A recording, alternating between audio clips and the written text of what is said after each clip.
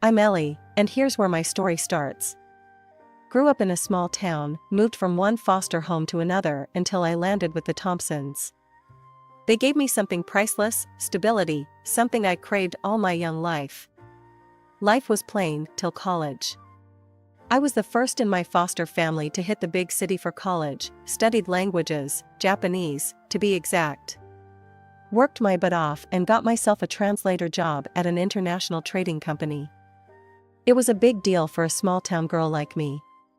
One ordinary Tuesday, I walked into this cozy cafe near work, ordered my usual black coffee, and there he was, Jack. Tall, with a smile that could knock you off your feet.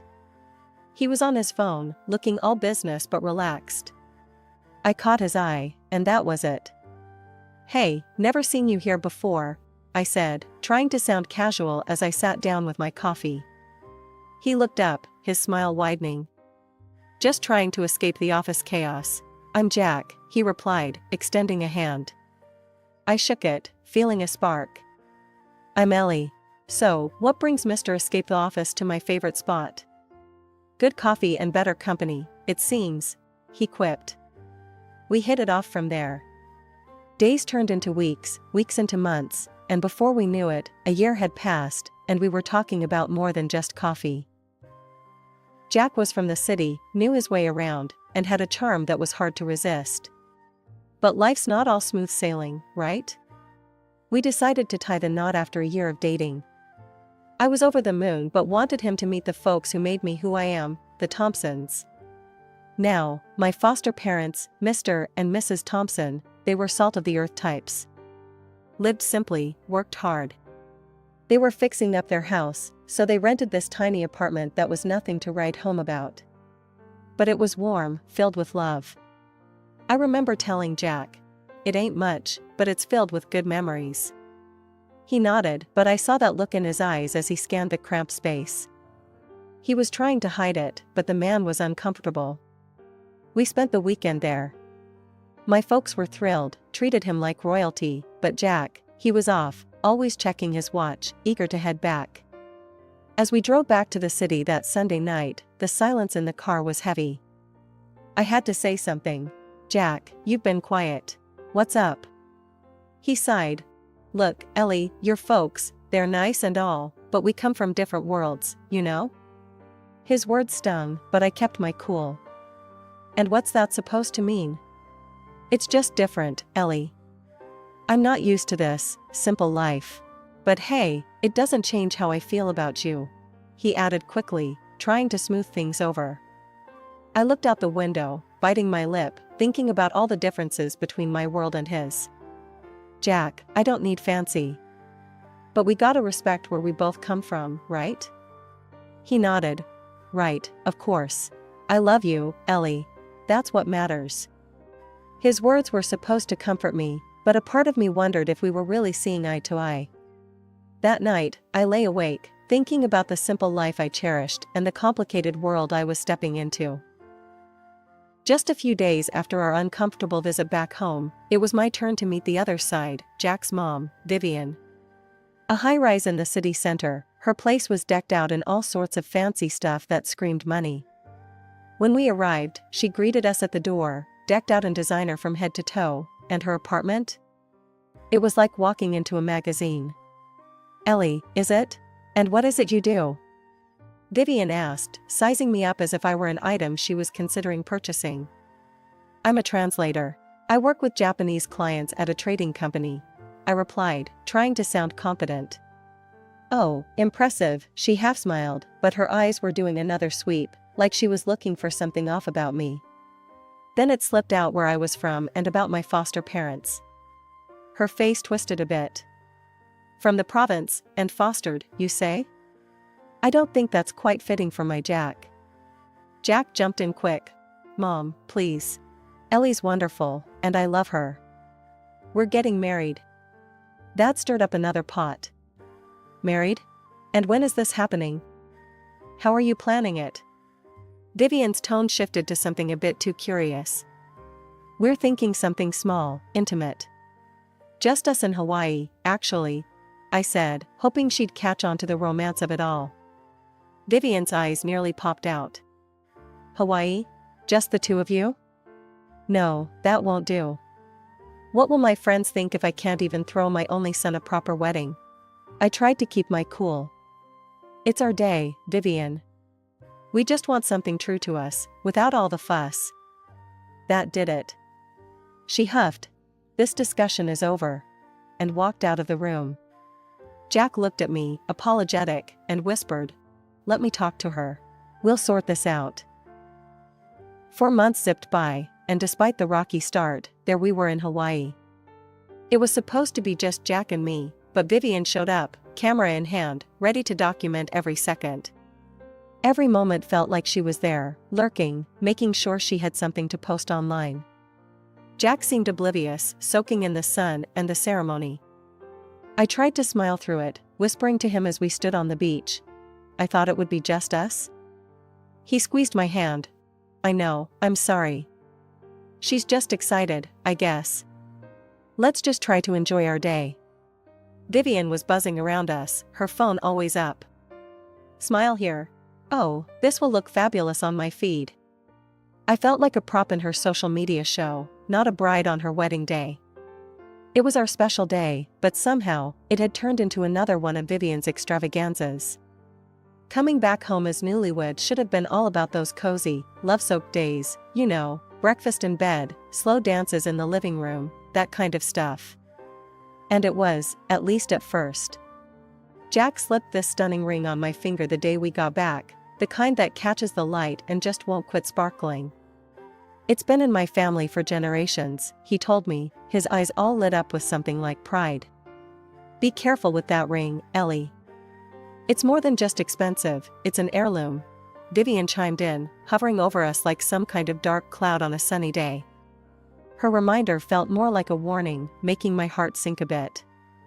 The first few weeks, Jack and I were in our little bubble, stealing kisses, making dinners together, the whole 9 yards.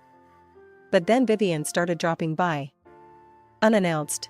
All the time. It started one afternoon when I was folding laundry and the doorbell rang. There she was, Vivian, with that look on her face like she was about to inspect a military base. Just checking in on my favorite newlyweds, she said, but her eyes darted around like she was searching for something wrong. I tried to be polite, make small talk even as she wandered into the kitchen, her fingers sliding over every surface. Ellie, darling, do you ever clean? And where are the fresh vegetables? A man needs his greens. Her tone was dripping with disapproval. Jack just shrugged it off when I told him later. She means well, babe. Just try to go with it. Go with it? I echoed, frustration bubbling up. Jack, she's treating me like I'm on trial in my own home. He kissed my forehead, all casual like that was supposed to fix everything. She's lonely, Ellie. Let's just cut her some slack, okay? Slack turned into more slack, until one day I got home late from work. We'd just signed a huge contract with a new client from Japan, and I was buzzing with the thrill of it all, that is, until I found Vivian in my living room, an uninvited storm brewing. I heard you've been spending a lot of time at the office. Late nights, She raised an eyebrow, her voice thick with suspicion. Yeah, it's a big project. Lots of new opportunities. I tried to explain, but she had a different opinion. 2 days later, Vivian personally came to my office and began counting out loud the men working with me, loudly suggesting I could be having an affair with one of them. Then, without an invitation, she barged into my boss's office. Seeing he was already elderly, she loudly proclaimed, "Well, she definitely won't mess with the old man." I was mortified, my face red as a beetroot. I demanded she leave, apologizing profusely to my boss and colleagues for the disruption. Thankfully, my boss, Mr. Jackson, had a sense of humor and just laughed it off, but the damage was done. That night, I'd had enough. I cornered Jack in our bedroom, my voice low and tight. Your mom crossed a line today, Jack. She's accusing me of cheating. It has to stop. He sighed, long and heavy. Just try to get along. Please, for me. But getting along felt more and more like putting up with nonsense. Things between Jack and me started getting rocky, and due to the fact that Vivian was always whispering in his ear. Lately, Jack had been picking apart everything about me, from the way I dressed to the hours I worked. He had never minded before, but suddenly, everything was a problem. "Ellie, why you gotta wear that to work?" Jack frowned one morning as I got ready. "It was just a blouse and skirt combo, nothing fancy." "It's professional, Jack. What's wrong with it?" I replied, adjusting my skirt. "It's too much. You're just inviting comments, working with all those guys." His tone had an edge, and I knew this wasn't really about my clothes. That was becoming a regular thing now. It got worse on my birthday. My boss gave me a small gift, a book with a note that read, "To my practically daughter." It was innocent, a kind gesture, but Jack blew it out of proportion. "You see? That's exactly what I'm talking about.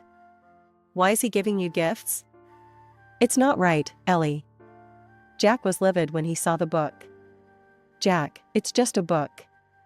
He's like a father figure to me." I tried to explain, but Jack's eyes were clouded with suspicion, all thanks to Vivian's constant meddling. All this tension was a relief to escape when I headed out on a business trip to a neighboring city. Our company was setting up a new factory, and I was looking forward to the break from all the drama at home. The trip went well, and I was wrapping up with a dinner with our Japanese partners when I noticed shadows lurking near the restaurant. My heart raced. The street was dimly lit, but as I walked towards my hotel, the shadows moved closer. Panicked, I asked two colleagues to walk me back. As we neared the hotel entrance, the light from the lanterns revealed who was following me, Jack and Vivian. "What the hell, Jack? What are you doing here?" I blurted out, unable to hide my shock. Vivian stepped forward, her face twisted in anger. "We're making sure you're not up to no good. Can't trust you around all these men, can we?" My colleagues were staring, and I felt my face burn with embarrassment. Trying to calm the situation, I said, "This is ridiculous. You're both acting like I'm some kind of criminal." But Vivian wasn't having it. "I'll be telling your parents about this. They should know what kind of woman you've turned out to be." I couldn't hold back a bitter laugh. "Go ahead, tell them. They'll laugh you out of town." The ride back was a silent one.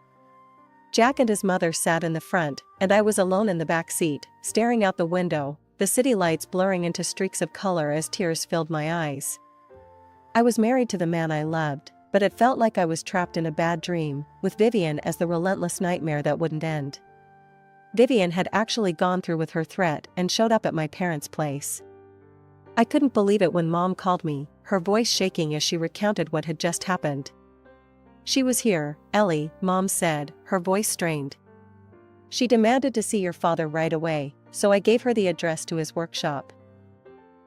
I felt my stomach drop. Dad was at his workshop, where he spent most of his days crafting and creating in his element. Mom continued, "Your mother-in-law went there, saw your father in his work clothes, all stained from the glass dyes, and she just scoffed." I gripped the phone tighter, bracing myself. "When your father went over to greet her, he apologized for not shaking her hand, his were all stained from work, you know?" She looked at his hands, Ellie, made a face, and said something awful about coming to this backwater for nothing. My heart sank as I listened. "She said she understands now why you turned out the way you did, and just left without another word. Thanks for telling me, Mom. I need to think about what to do." I hung up, feeling a mix of anger and hurt swirling inside. It wasn't long before Vivian made her next move. The very next day, she cornered me in the living room, her eyes cold and judgmental. "Ellie, now I see where you get your manners, or should I say, lack thereof. Your father, an ordinary worker, his hands permanently dirted. What kind of upbringing, what kind of manners, could you possibly teach any children?" I shuddered to think. Her words were like daggers, but before I could respond, Jack walked in. Instead of defending me, he went straight to his mother, taking her in his arms. "Mom, I'm sorry about all this. Ellie's family, they're just different from us. That was it. The last straw. I couldn't believe what I was hearing. Different? Is that your way of saying my family isn't good enough for your high standards? My voice broke, the hurt too deep. Jack looked at me, his eyes empty. It's just how things are, Ellie. We come from different worlds. So that's it, huh? My voice rose, thick with emotion. If I'm such a disgrace, why don't we just end this? If I'm so below you, let's get a divorce. Vivian's eyes lit up, almost gleefully. Well, that sounds like a splendid idea. Jack just nodded, passively. Maybe that's for the best. I spent the night in our guest room, tears streaming down my face. Every word Vivian said replayed in my mind, every dismissive glance from Jack. The man I thought I knew, the life I thought we were building, it was all a lie. The early morning light filtered through the blinds, casting a soft glow across the room as I sat on the edge of the bed, phone in hand. It was time to make some difficult calls, but necessary ones. First on my list was my boss, Mr. Jackson, whose kindness had always made the stresses of work bearable. Mr. Jackson, it's Ellie, I started, my voice a bit shaky. I'm facing some personal issues and need to take some time off. I can take it unpaid if necessary. Ellie, he replied quickly, his voice laced with concern. You're one of our most valuable team members. Take a paid vacation. Sort things out and come back when you're ready. We'll manage here. His generosity brought a lump to my throat. Thank you, Mr. Jackson. I can't tell you how much this means to me. Next, I dialed my mother, who had always been my anchor in any storm. As soon as she answered, I spilled everything, the words tumbling out in a torrent of emotion. Mom, it's all falling apart here. I can't do this anymore. Jack and his mom, it's just too much.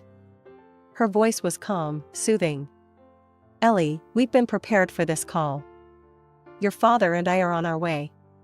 Just pack what you need. As I ended the call, I glanced around the room, my eyes landing on the few personal items I'd brought into this house, none of which felt like they belonged. I started packing, each item a reminder of the life I thought I'd build with Jack.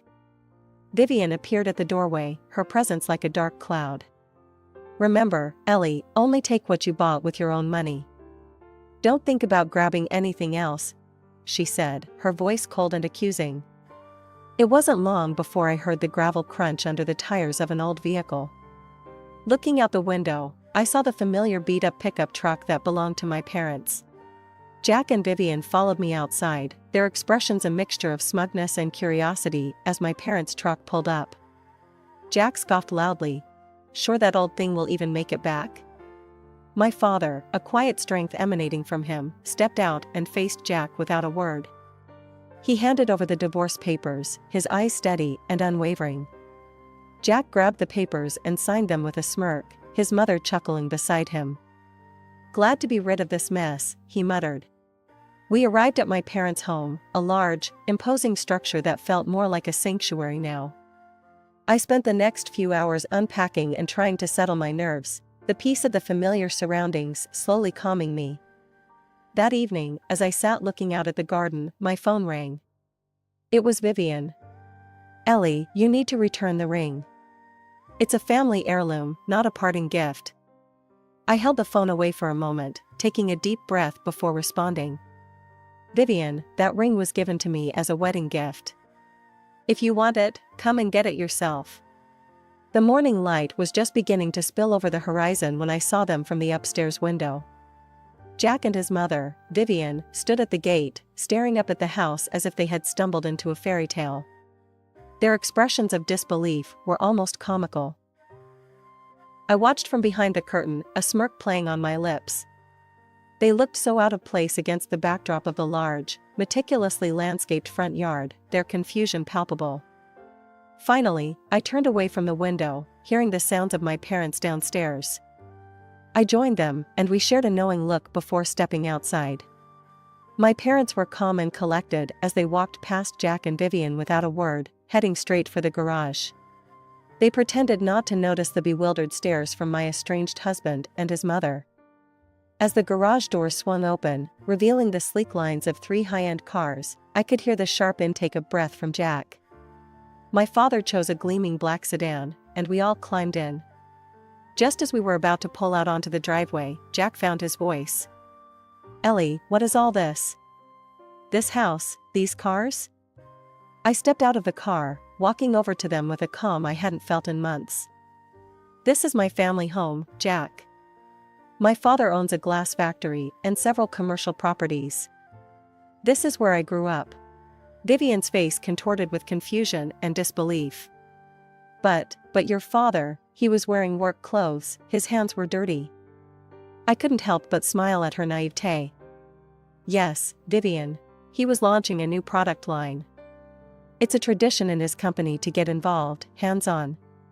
It doesn't mean he's not successful or wealthy." They stood there, stunned, unable to reconcile the image of the hard-working man they'd seen with the opulence around them. At that moment, a group of our neighbors approached, their faces bright with smiles. "Good morning, Mr. Thompson. We heard about your latest charity event. It's wonderful what you're doing. You've got our support in the mayoral elections, you know," one of them called out cheerfully. My parents nodded and thanked them. Jack's face was a mixture of awe and regret, his eyes darting between his mother and me. Vivian looked like she had swallowed something bitter, her earlier arrogance washed away by the undeniable reality in front of her. I turned back to the car, giving Jack and his mother one last look. "Well, I guess you see things a little differently now," I said, not unkindly. Their expressions, a mix of shock and realization, were all the confirmation I needed that the past, with all its hardships and heartaches, was finally behind me. The morning's revelations hadn't even settled when Jack made his move. He shoved his mother aside with such force that she stumbled. "It's all your fault, you know. You pushed her away with your nonsense," he shouted at her, his words laced with bitterness. Then, turning to me, his demeanor changed completely. He rushed over, trying to pull me into an embrace, his hands reaching out as if trying to erase everything with a simple touch. "Ellie, please, listen to me. We were good together, weren't we? I love you, I really do," he pleaded, his voice a desperate whisper. I recoiled from his touch, the warmth we once shared long extinguished by his betrayal. "Stop, Jack. Just stop," I said firmly, pushing him away with all the strength I could muster. I quickly got into the car, my heart pounding. My father, without a word, pressed the remote control, and the garage doors began to close behind us.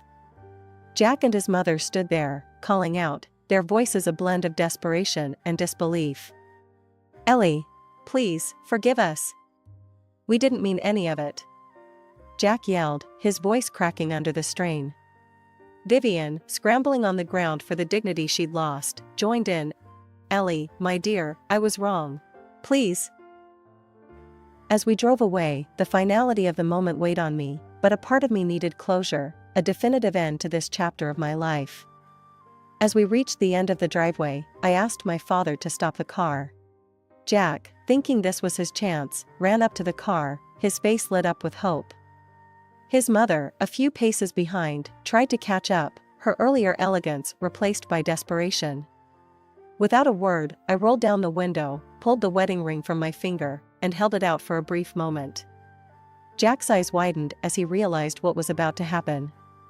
"This is where it ends, Jack," I said, my voice steady. With that, I threw the ring out of the window. It glittered briefly in the morning sun before landing on the soft grass beside the road. Jack's mother, ever the opportunist, rushed to where the ring had fallen, her hands scrambling through the grass. I rolled up the window, shutting out their pleas and the painful past they represented. "Let's go, Dad," I said quietly. 2 weeks later, I was back in the city, in a new apartment that felt more like home than I'd felt in a long time. I returned to work, where Mr. Jackson welcomed me with open arms and a gentle understanding that eased my transition back into routine. Jack made several attempts to contact me, each more desperate than the last. He claimed to have cut ties with his mother, begging for another chance. But some things, once broken, can't be mended. I told him it was over for good this time and blocked his number. No more words were needed.